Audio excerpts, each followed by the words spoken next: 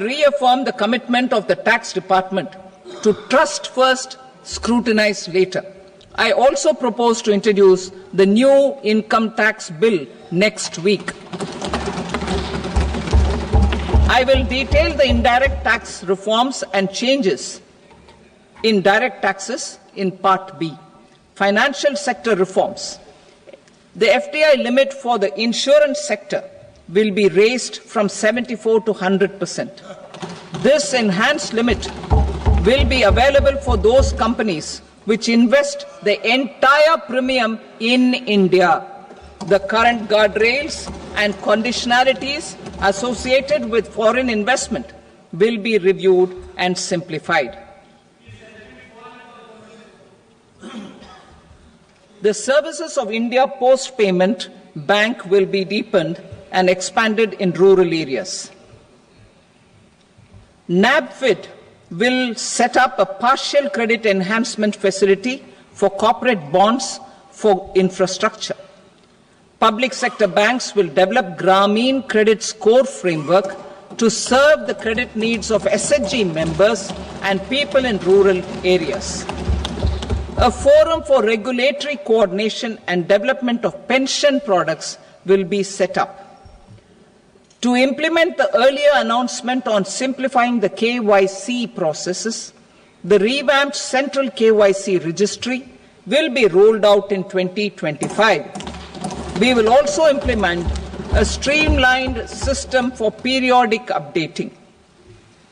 Requirements and procedures for speedy approval of company mergers will be rationalized. The scope for fast-track mergers will also be widened and the process made simpler.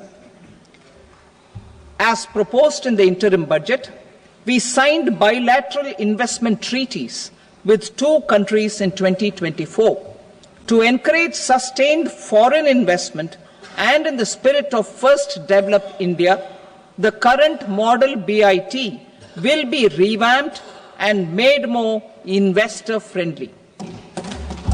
In the last 10 years, in several aspects, including financial and non-financial, our government has demonstrated a steadfast commitment to ease of doing business.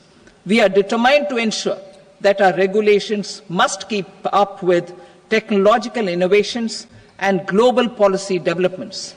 A light-touch regulatory framework based on principles and trust will unleash productivity and employment. Through this framework, we will update regulations that were made under old laws.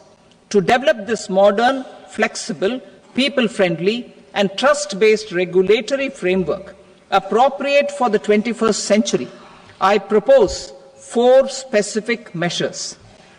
A high-level committee for regulatory reforms will be set up for a review of all non-financial sector regulations, certifications, licenses, and permissions. The committee will be expected to make recommendations within a year. The objective is to strengthen trust-based economic governance and take transformational measures to enhance ease of doing business, especially in matters of inspection and compliances. States will be encouraged to join in this endeavor.